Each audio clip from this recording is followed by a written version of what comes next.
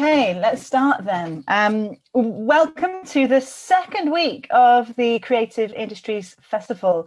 Thank you all for coming.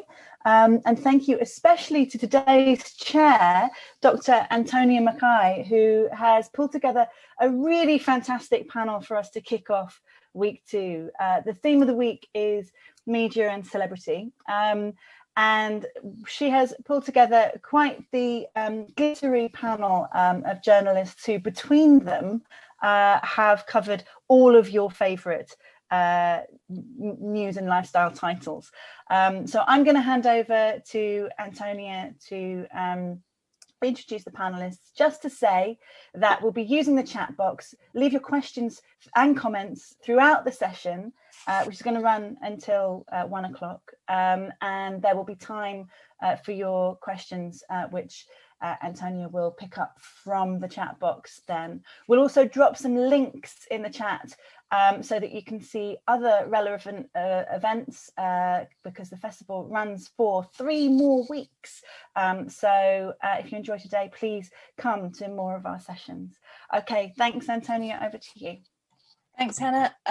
Okay, so welcome everybody to the second week, as Hannah has just said. This is a talk that is geared around the future of the arts, and I think this has come at a really useful time, hopefully, for all of us who work in the arts. I think you'll be aware that recently Gavin Williamson announced the 50% proposed cut to music, drama, media studies, and these sorts of areas of education. So certainly in our current setting at Oxford Brookes, I think this is a very useful chat. And we want to talk about the future of non-STEM, or as a colleague and I are proposing, STEAM, a place where the arts can fit between science, technology, engineering, and maths. So I am going to be talking to some colleagues of mine, my ex-colleagues, I suppose, people that I've worked with over the years when I was previously a journalist and in another kind of moonlighting of my own, where I was a director of Oxford Fashion Week. So I've got with me Aimee Farrell, and I'll let her introduce herself. And I've also got Hannah Kane, and both of them have worked in the fashion industry, particularly in journalism, in various ways over the last sort of 20 years. So we are going to be talking today, as I said, about the future of journalism and the future of the arts in an era of STEM. And we're going to consider things like the ethics of journalists in today's world, as well as things like environmental concerns, you know, how something like a magazine fits within the context of the environment. And of course, about things like accessibility, something that we're increasingly aware of in terms of things like EDI issues. So the equality, diversity and inclusivity of access to these sorts of jobs and the publishing industry at large. So Aimee, shall I hand over to you first to introduce yourself and your background?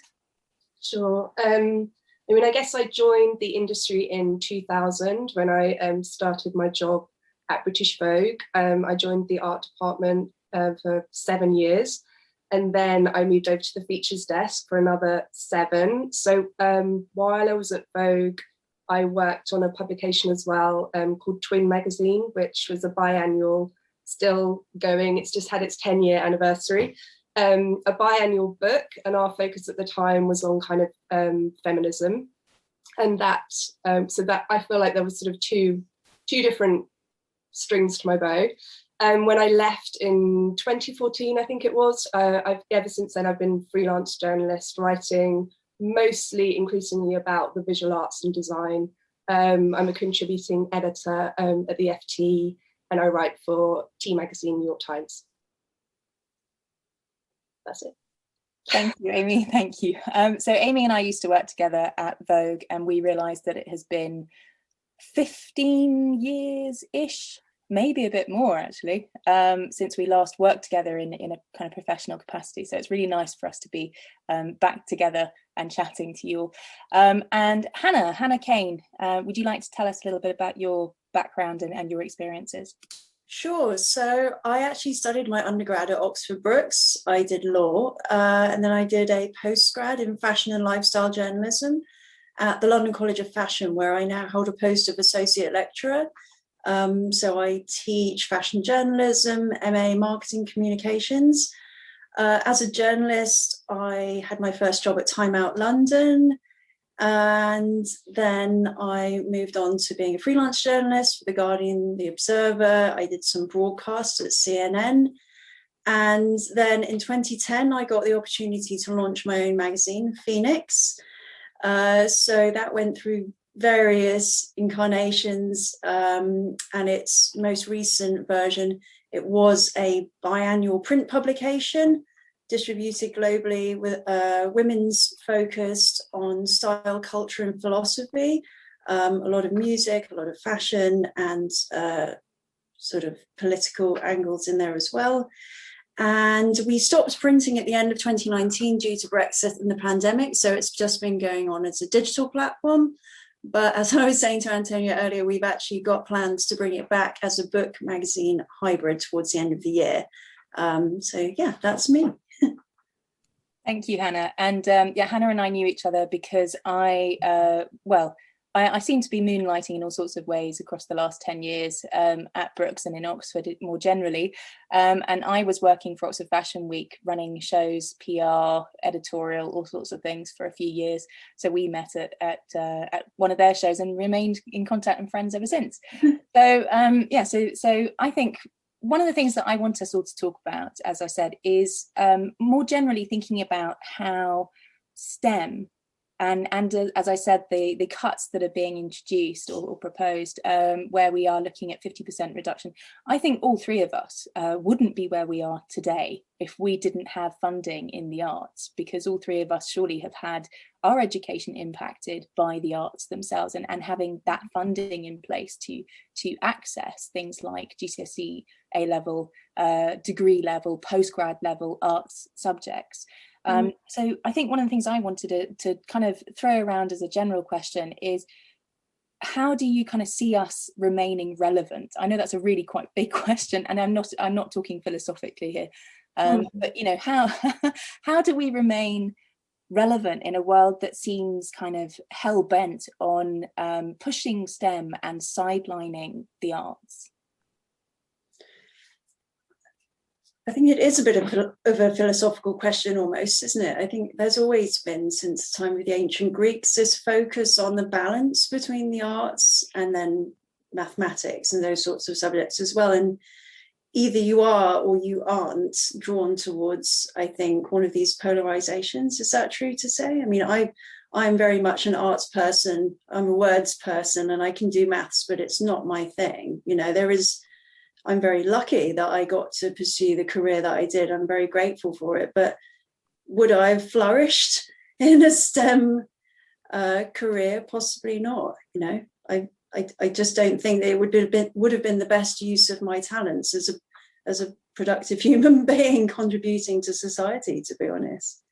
Yeah, same. I mean, surely they're just, not only there needs to be a place for both, but it's almost absolutely essential that there is. I mean, there's so much research about, I mean, if you talk to tech companies, how important creativity is and creative thinking. And so if you take that element away, what are you actually left with? I mean, I'm not saying, you know, one is not worth more than the other. And in fact, the creative industries, as we know, contribute hugely to the economy, if you are going to break it down to kind of basic kind of numbers. But even by that metric, the creative industries and therefore creative education are worth supporting. Yeah. And we use technology so much in publishing. It's completely critical to digital publishing. I'm very technically literate. I'm sure many of your students are as well. We use InDesign, Photoshop, Illustrator. We understand the granular aspects of Google Analytics. You know, but we're using it in relation to arts-based subjects, even maths. You know, as small business owners, it's paramount to have good accounting skills. But when it's focused more on something that you're passionate about, then it becomes much easier to do, you know, rather than all of us arts folk ending up in a laboratory trying to find a cure for something, which is, you know, obviously that's kind of the proper job. We'd love to be doing that, but that's just not how we're built, or that's not how I'm built. I think bringing the kind of academics side into this, we as a university, we are very interested in employability of our graduates, and I think it's really interesting how actually, if you look at the employability of our students, certainly in the arts, there are so many ways in which they can access all sorts of different types of careers, because having that arts degree or having that arts qualification is something that opens up so many different doors, and actually there seems to be this kind of suggestion that having an arts-based degree means you go on to become a teacher of that arts-based qualification, or that you kind of go on to do some sort of very specific job that is kind of vocationally attached to whichever kind of area you tend to specialize in. But I think actually one of the things that's kind of been lost over the years is, as you were both saying, that so much of STEM is actually related to arts, and so much of the arts is kind of intrinsically linked to the way in which we communicate STEM. For instance, I mean, the COVID pandemic, we couldn't have had any kind of communication had it not been for journalists, had it not been for the written word, had it not been for the arts. There would be a total lack of transparency if we had relied entirely on those STEM subjects. And so I think STEAM is definitely something I'm pushing. So it's all about STEAM. And actually a colleague and I in English are trying to pilot a scheme where we teach coding skills to English undergrads so that they can learn to write in a digital context. And so that they can then go on to do jobs like writing game narratives or writing interactive fiction. So there's all sorts of ways, I think, in which hopefully we can kind of push collaboratively forward into a kind of new world.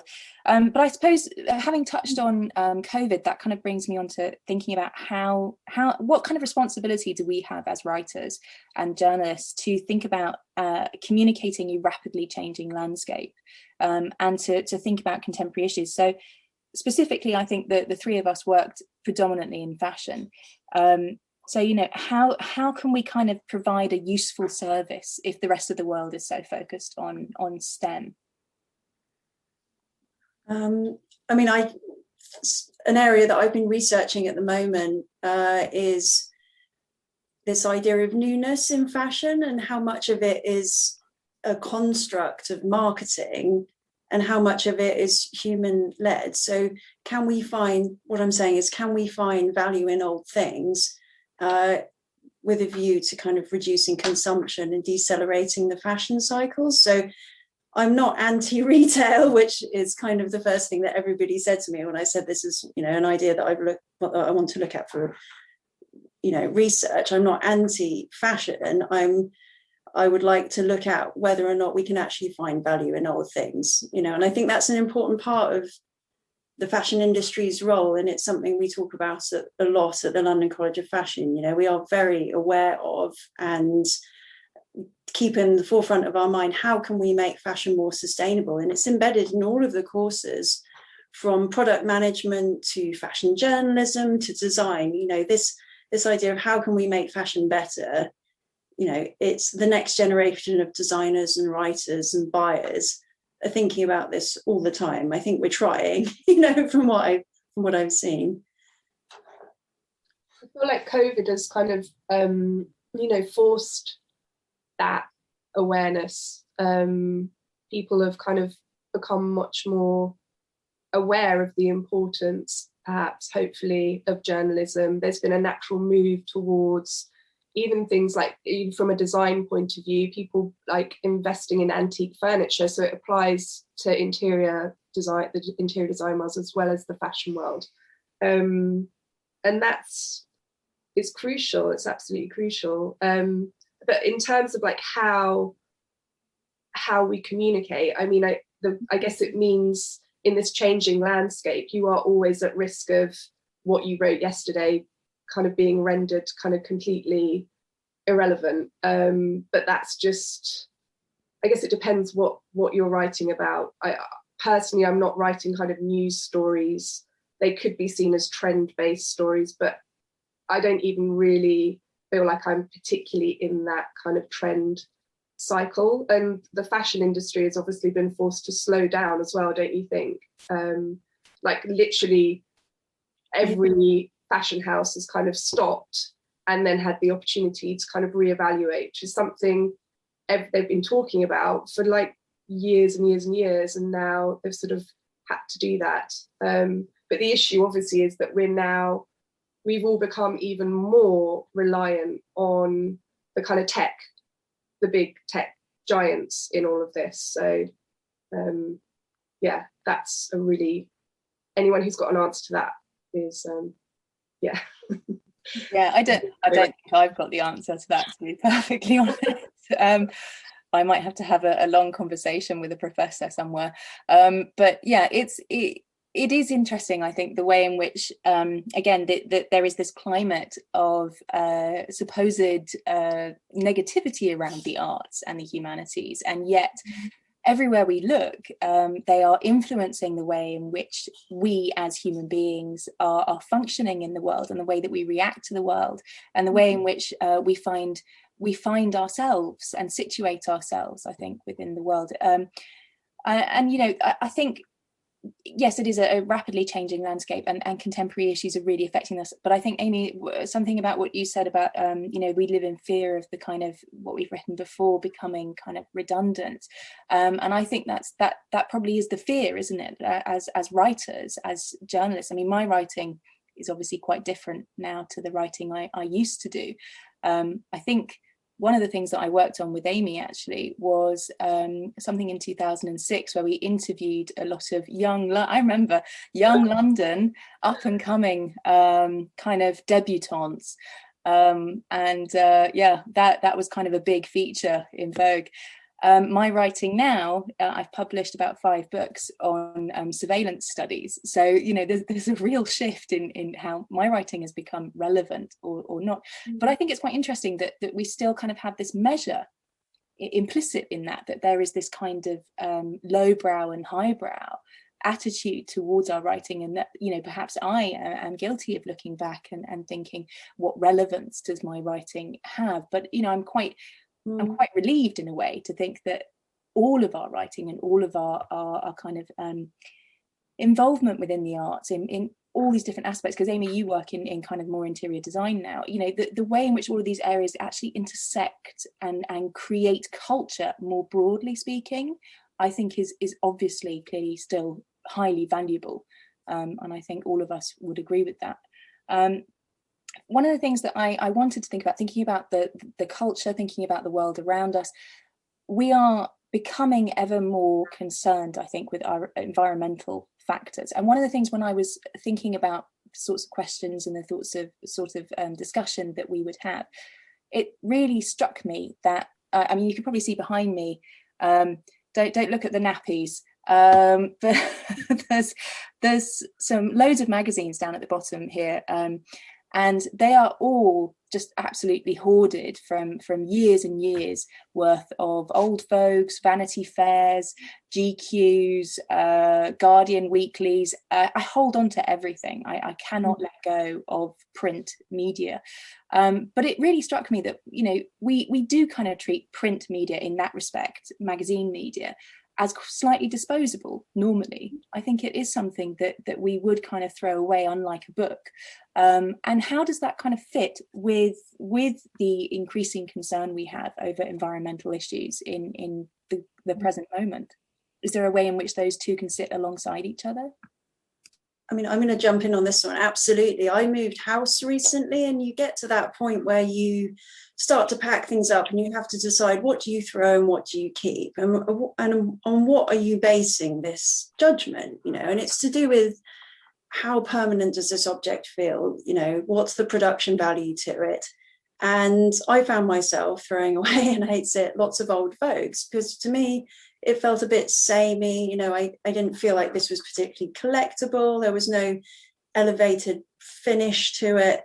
But obviously you don't throw away a book, do you? So that's why my concept to bring Phoenix back from the ashes is for it to be a book magazine hybrid, for that very reason. And and it will be an annual. So the best of the content edited together.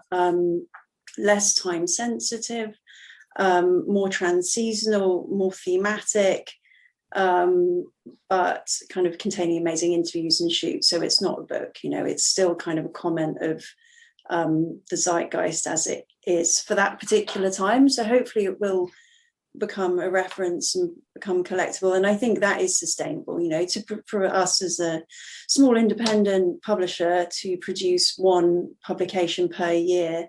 And also I will be not printing as many copies as I did before. So, you know, at one point we were printing 15,000 copies worldwide for Phoenix, which compared to Vogue is obviously peanuts. But, you know, now we'll be looking at small production runs of maybe around 2,000 and making sure that the efficiency is there. So in the women's lifestyle market, they estimate that a good efficiency rate is around 30%. So that means 70% of all these copies that are printed are going straight to the recycling centre. You know, that's not very efficient. So we need to look at different models of sales, you know, subscriber models more so, for example, more so than newsstands.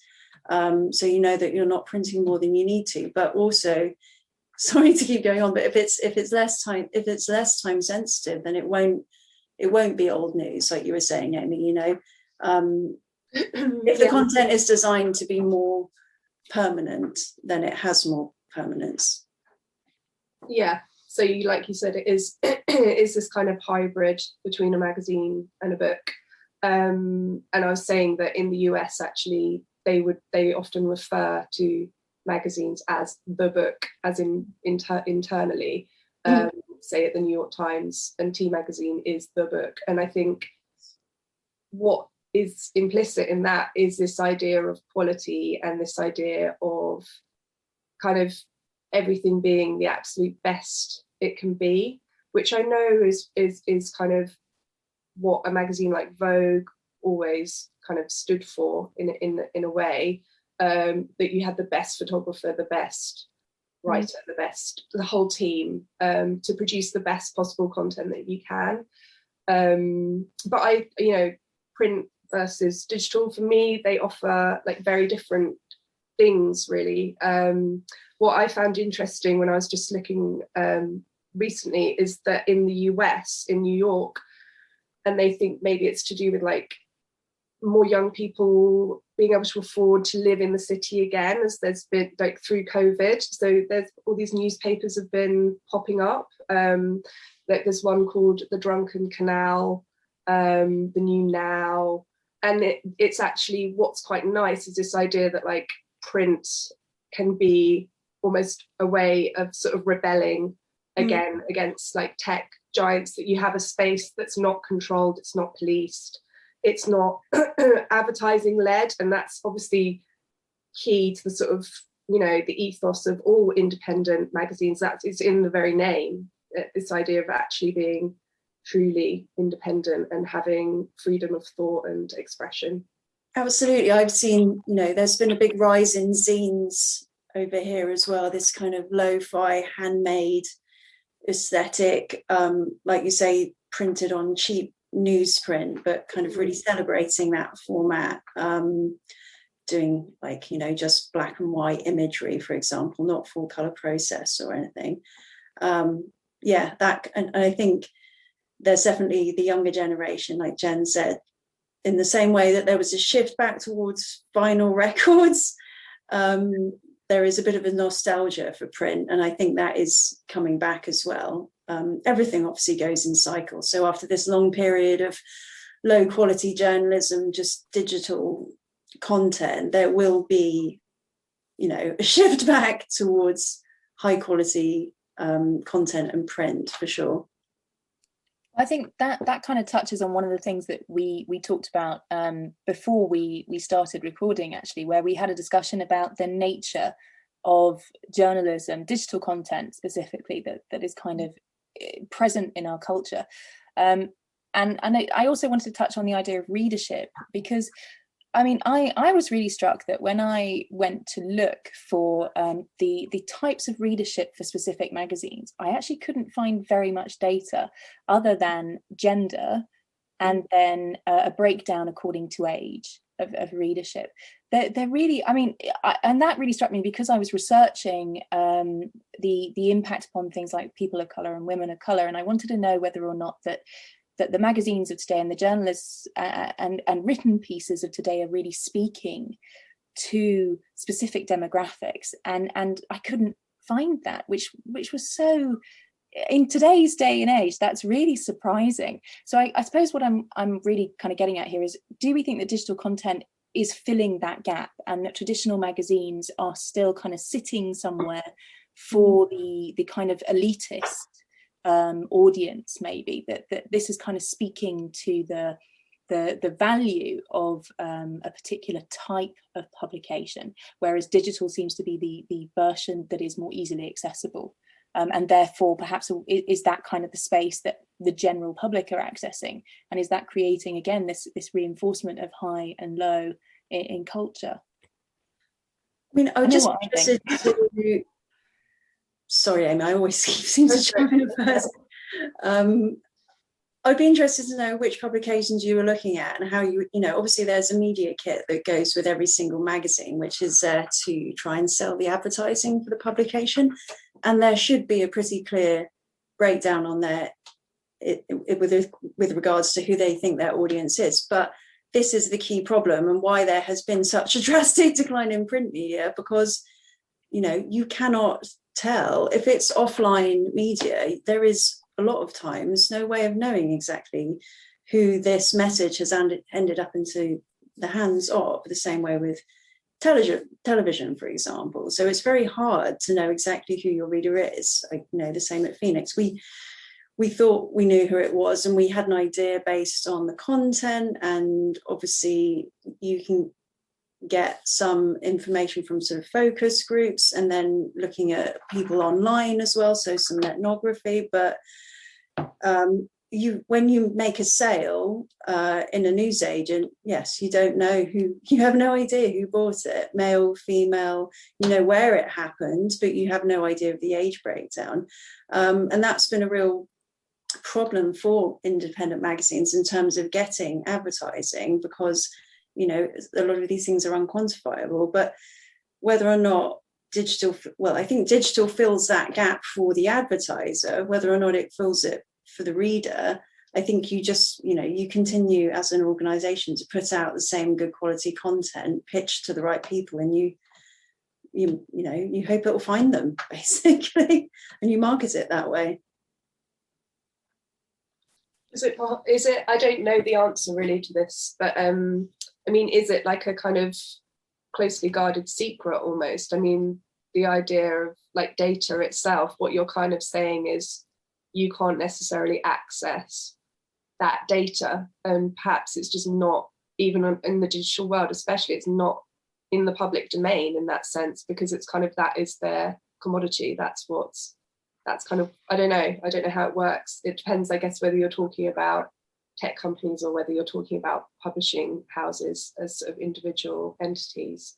I think the when I was looking, I found various statistics in terms, and when I teach things like the MA fashion pathway at Brooks, I've looked at various kind of forms of statistics that are in the public domain, and what you find is, specifically if you look up Vogue's statistics, you find male, female, and then age brackets. You don't find any further information, and I can see, you know, why that might be. But I wondered, I suppose, if that was because we're kind of selling print magazine to a specific audience, and then we're selling digital to a completely different audience, and it's to do with accessibility, and to do with kind of selling something that has value attached to it, in the same way that some of the books behind me look very impressive, but I haven't read some of them.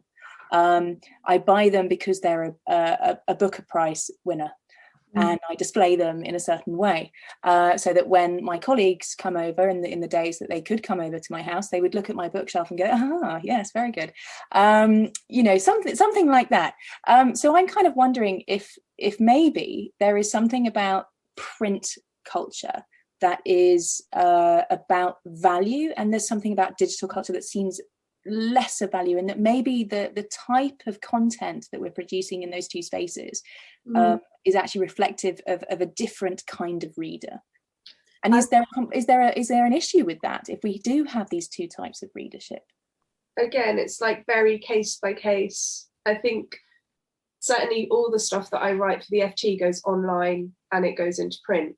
I still think as a journalist, there's a kind of getting into print. I don't know about the younger generation, I'm only speaking for myself, but there's still a kind of kudos to it, I would say, that print kind of, because it feels like it maybe has this sense of permanence, which is totally wrong in some ways, because obviously stuff's going to live on in the internet forever, but I don't know, like you said, we're going to throw our magazines away. But I don't know, not sure. It used to be so hard for me to cast big name celebrities for the digital magazine. Everybody wanted print, that was that. But, and then when I said to them, look, well, I'm not doing print for now because it's hard for me to distribute it and sell it. And also people haven't for about 12 months liked picking up objects and passing them around, so there is that problem with the idea of physical objects. We used to distribute a lot in hair salons, for example, and now do you want to be using something that 20, 30 other people have been touching? So but now we can cast big names for digital. So I think that idea of the value of digital, and like you're saying, Aimee, it is very permanent, these trackbacks, and it's there for all posterity. And that's how the search engine algorithm works, is by pulling together all of these different resources. And again, big revenue stream for publishers is digital advertorials, so writing content, branded content, creating these kind of link backs for people.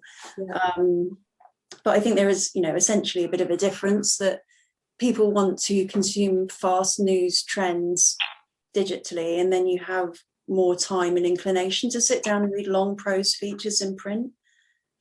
I think that's a lot of magazines maybe haven't quite, like even a Vogue, like it's very hard for them to sort of find that balance. And I think that there still is a real discrepancy between their online and their kind of print content, but possibly not enough of a difference between the two, arguably.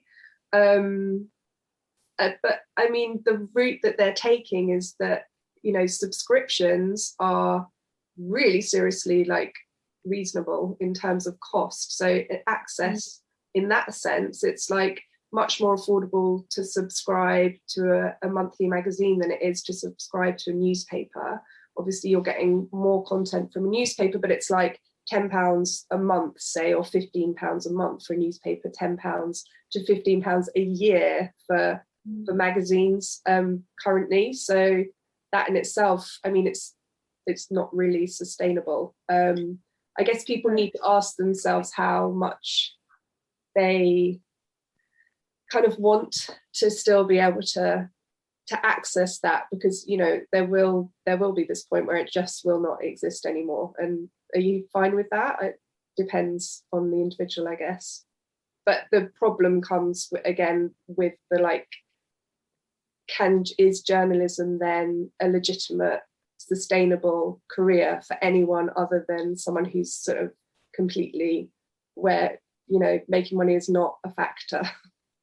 And I certainly don't want to see a world in which that is the case, because that goes against the sort of supposed values of all media industries currently, and companies and people.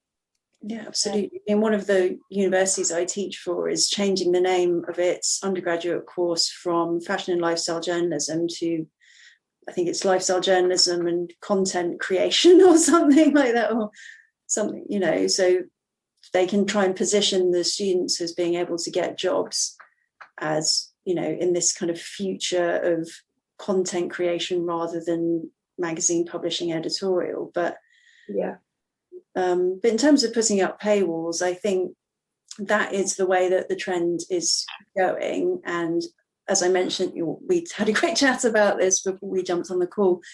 There are signs that we are moving into the decade of paid, after being in this decade of freemium. I think people, I worked at Time Out London when it was a great paid for magazine, then it went free, and it just, went down the pan slightly editorially. So I think people are beginning to understand that you have to pay for good quality content, for good journalism.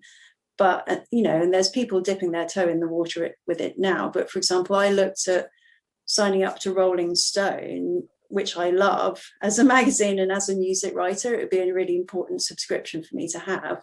But I think it's like £60. I can't remember what it is, but it's quite expensive. And the digital version is even more expensive than the print version. Interesting. Well, I think this is kind of where a lot of my thinking has been going in terms of perhaps moving towards the final part of this talk. So one of the things in which I'm struck by is the idea of accessibility. The accessibility of good journalism, the accessibility you have to pay for, the accessibility of positions in various publications as journalists is something that perhaps is quite limiting. I still don't really know why I was ever hired at Vogue. I still think it was a mistake, and I actually said it to somebody at one point, but it didn't go down very well. I do think that's kind of an area that needs addressing, because as Aimee, as you said, if somebody's worried about kind of making money at the moment, you're not going to be able to access this kind of very essential career. And we do need journalists who are writing good content. We've already kind of established that it has a place in a world of STEM. So the question kind of is, what do we do? Is it kind of our responsibility as journalists, as academics, as people in the arts? How do we help with accessibility? How do we encourage accessibility? I can give you an example of something that we did at Phoenix. We partnered with a charity called Inspire, which gave work placements to students from inner city schools in London, so from boroughs like Hackney and Islington, giving people a bit of a taste of working in a fashion industry, and just getting it to the forefront of mind that could be a career option for people, and it was, it took a bit of extra organising, trying to run these internships and things. But I think on a bigger scale, perhaps that should be something that lots of publications should be doing, really. It shouldn't, just even looking at us, obviously, we're all quite similar in terms of market segments. So, there needs to be other voices and other kind of people commenting on the fashion industry, for sure. I think it's getting better. I've seen that. Yeah, I certainly in terms of content, I've seen a big shift in content over the last sort of 5 years.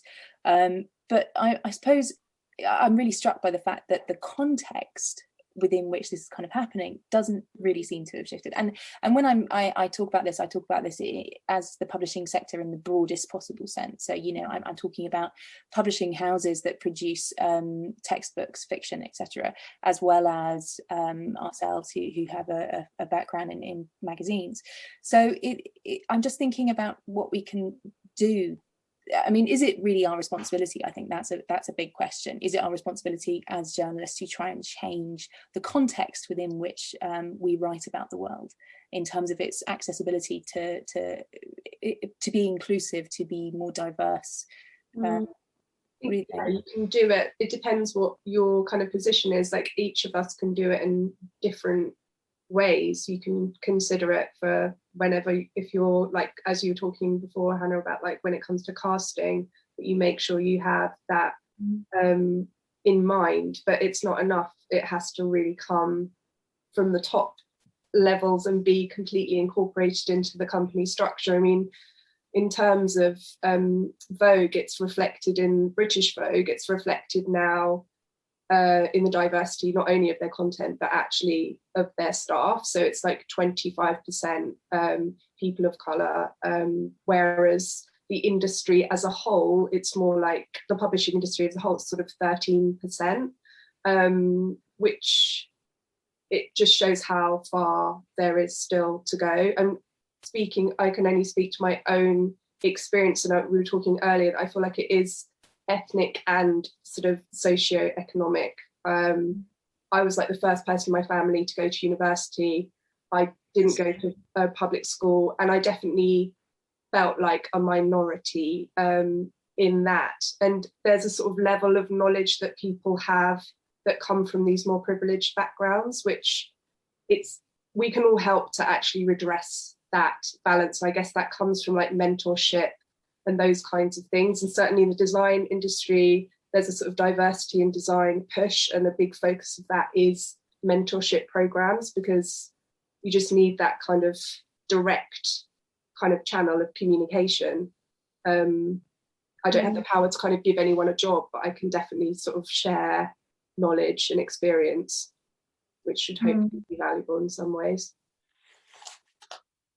Yeah, just in terms of content, like we talked about on the call earlier, I purposefully cast women of colour all the time. It's really embedded into the Phoenix brand, to the point, like I mentioned, we got mistaken for a Black-owned magazine in a roundup of like best Black-owned magazines, which was, shows that to some extent I'm moving in the right direction. But why is that so shocking, for a normal mainstream magazine to have that kind of, just because we're equally diverse, we're then considered to be Black-owned, which makes me think that maybe there's a problem somewhere else. So, and as a journalist, I'm doing an ongoing feature of African music artists.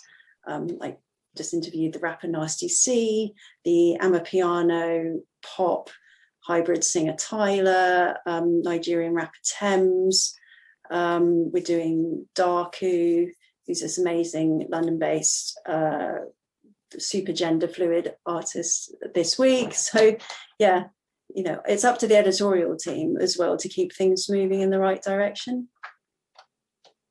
Yeah, I think there's some really positive movements that we've all been doing and seeing in the publishing industry, but it still has quite a way to go.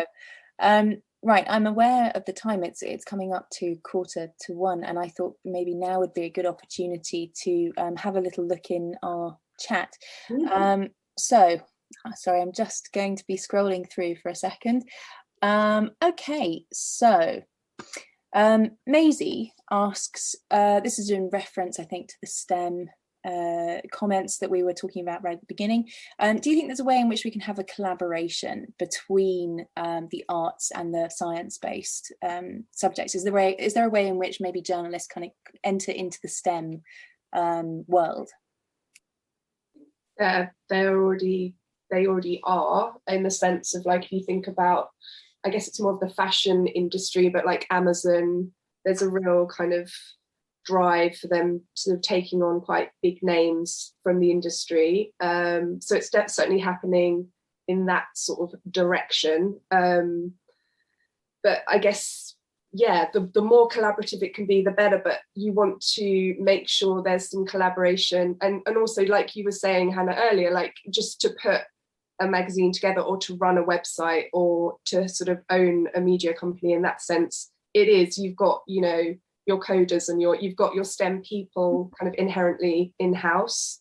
But I think, to have true collaboration that's where like the magic will happen. And that's where, you'd get the possibility of the print or the sort of traditional publishing industry finding true solutions to the actual issues. And I mean, Roger McNamee is really very interesting on this. He's like a real tech defector from Silicon Valley, and he sort of talks about the fact that we actually need to own the structures, the infrastructure. If you put Facebook and Amazon in between yourself and your audience as business, then it might be sustainable for now, but it's not going to be sustainable in the long term. And so you actually need to try and create your own structure, your own platform, which is really difficult in terms of like short-term and even quite long-term profitability. But ultimately that's the only way to kind of keep control and to keep this sort of independence. But he's also, also the fact that it comes back to the whole idea of creativity in itself. It's not something you can create. It's not something you can necessarily totally pin down in the same way. Not quite so tangible, but that is like the tech industry relies on that, and they're currently kind of obviously profiting from the creativity of journalism, for example. And there will come a point where, that hopefully the power can kind of shift a bit, but in terms of government policy and lack of investment in creative education, it doesn't seem like they have woken up to that. They are just in this path of like, let's just follow the tech companies and that's the way it's going, so let's go that way. They're not realizing that their greatest asset is in fact the fact that, there's also sort of stuff about how China are kind of trying to focus more on creative subjects, so that it's more of a designed in China rather than a made in China kind of ethos. And I think we have that here, we have that infrastructure. And if you look at how companies like Conde Nast, the shift has, the focus has shifted to film and to that kind of content, that's the direction that things are going. We just need to, the industry, all the talent is kind of here, it's all there. We just needs more of an awareness from the powers that be. Tech is inherently quite creative, I think. Most of us creatives can knock together a website pretty easily, because you have a good eye, and your good eye can be trained. But, if you're creative, it's something that you naturally have. I know lots of website designers, and some are just the real hardcore coders, and they'll build you something functional, but it won't be appealing. Like if you're talking about user experience versus user interface, the experience is good, but the interface is terrible. So what you really need is somebody who can do coding, but also has a bit of an artistic eye, understands media, understands marketing, the principles of photography, actually reads some of the copy as they're flowing it in, and is able to match it up with the right assets on the page. So no, I completely agree. And I think this kind of goes back to what I mentioned at the beginning, where a colleague and I are running this kind of funded project where we're teaching English and humanities students how to code and to write for digital platforms, because I think we're engaging with Twine and Python and certain areas like that, where hopefully we can show this kind of interdisciplinary approach to the arts that make them more employable in the age of STEM. Also, I was just going to say, if you look at any single job on Indeed or Gorkana or whatever, communication skills is always top of the list. Any job that you want to go for, if you want good communication skills, just to be an effective human being, you need good communication skills. So you can't say that that's not a transferable skill. English, journalism, media, any of these degrees will help you with that for sure. I completely agree. As I said, I wouldn't be here without the arts training and the arts education that I've had, and I think it goes for all three of us. Lindsay Steenberg has asked, I'd love to hear about how the panelists think we in the arts and humanities might start some conversations about building or creating collaborations. So that's collaborations in the kind of interdisciplinary sense. So how we can, as members of a wider arts and humanities community, and perhaps Hannah, in your capacity as a lecturer, how do you kind of see a future where we could work interdisciplinarity into future arts and humanities degrees and education? Well, just before maybe. The London College of Fashion is obviously, my particular college is very arts based, so we do some crossover with Central St Martin's as well, but just in kind, anecdotally, I know that pre-pandemic, there was a big rise in these co-working spaces like WeWork. And there were quite a few in London that actively looked to have science and technology companies located within the same building as art-based ones, and they were selling that as being a positive. So, you know, you'd have these kind of water cooler moments where there would be problem solving and the ability to work, you know, some skill sharing between different companies. And I thought that looked really, really interesting to me. That's exactly what I think needs to happen, where, you know, either you're a creative or a technology company and you've got a problem, and you need somebody with a different attitude to then look at it and help solve it for you. Aimee, any thoughts? No, I was just thinking about the fact that I think, well, certainly at Conde Nast, they've brought in a sort of CEO with a tech background. And so perhaps that's when things really sort of do start to change. Whether that's the answer kind of remains to be seen. But it has to be, I guess, industry led, and I'm not sure. I'm not sure how much capacity there is for it to be this real kind of joint industry wide effort. But I think it would be a great thing to see. Yeah, I think we, as I'm aware that many of our audience members are academics, and I think we as educators probably need to kind of foster, I think we do, but I think we need to maybe do more of it and be more transparent about it, and make it kind of clearer to our students when we do it, so that there is this kind of trajectory where we're making a clear connection between something that they would determine as not being their skill set, and that we are clearly demonstrating those transferable skills to it. When I was setting up the project that I'm working on with STEAM, I was really struck by a questionnaire that I sent round to my level 5s. And I asked them whether or not they felt that the STEM sector was relevant to them. And every single one of them said it wasn't. And that was really quite interesting from a research perspective, because it showed that whilst we sit here and say, yes, there is a lot of crossover, there's a lot of ways in which our work is interdisciplinary, there's lots of ways in which we're relevant as arts and humanities scholars, writers, journalists, educators, our students really struggle to see that connection. And actually see that themselves, I think, worryingly as irrelevant in that world. So I think that's probably something that we need to do more of. We need to possibly kind of encourage this interdisciplinarity more, and make it obvious. As much as we do it, I think it's about making that obvious link and showing our students when we do it.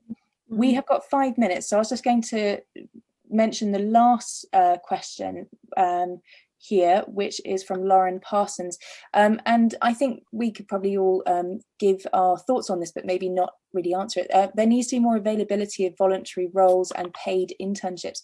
Now, I remember the days when I started. I started as work experience at Vogue. That's how I got my job there.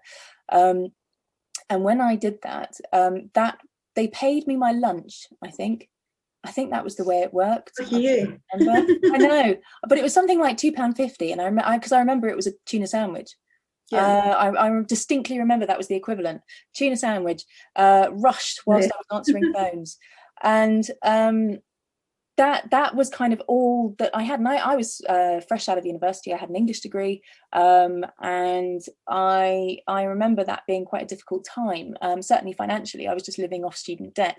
So do we think that there is a way in which I'm aware that we don't hold the responsibility for this, that we are unable to make this change, but do we think there is a world where we could encourage some kind of systematic change where things like work experience, which are absolutely necessary to get into industry, become routinely paid? I think it's probably since that tuna sandwich time, there has like certainly it's had to become more written into the kind of company values. And I think they're like, I can only speak to, I'm still, I left in like 2014, so again there's probably been another shift, and hopefully a positive shift rather than negative shift. But I think there's definitely a set policy to kind of make sure that it's internships are paid, but it's never going to be enough to pay a London rent or to like cover all of the expenses. I had to just go straight into paid employment. That work experience just was not an option. And in some ways, doing something else, you're not necessarily gonna get that job straight away, although I feel like people are maybe much more focused and intent on that now, and much more aware of even what the jobs are than back in the day. It's kind of like it's all been kind of blown open, and so people have an understanding of like what a bookings editor would be, whereas I wouldn't have had a clue. It seemed completely like pie in the sky that I wouldn't have even gone for an internship at Vogue, because I just would have assumed I wouldn't get it. Which is, I don't know, I think I hope that that now people understand what those jobs are. And I think one of the good things about sort of tech is that you've got people are creating themselves. They are their own like media company, their own media platform on an individual kind of level. So you'd hope that you get this kind of joined up between someone who can, like you said, Hannah, create a website and then just broadcast immediately and just cut out all of the middlemen. And you don't need work experience for that, but you can just get on and do it, which is great. I mean, for us, the pandemic's been cripplingly hard. We're quite lucky that we're still going. The only reason I did that is we really pulled things back to basics. We stopped printing, and all of my section editors that were on retainers, everybody, I basically got rid of all my staff, and now everybody's on a project by project basis, but they believe in the brand, so that's works fine. I've got 2 interns at the moment who've been working remotely via Slack. So we've been using lots of tech, lots of project management tools to keep it running. They are on voluntary placements through their universities, so they get allocated time to do it. But if they're required to come into the office, I'll pay their travel and buy them lunch, basically, so that they're not out of pocket. I would love to be able to pay them. But realistically, there is no way. We're not even paying I'm not even paying myself half the time with this. So, but we're a proper magazine. That's our agenda, is to put out content.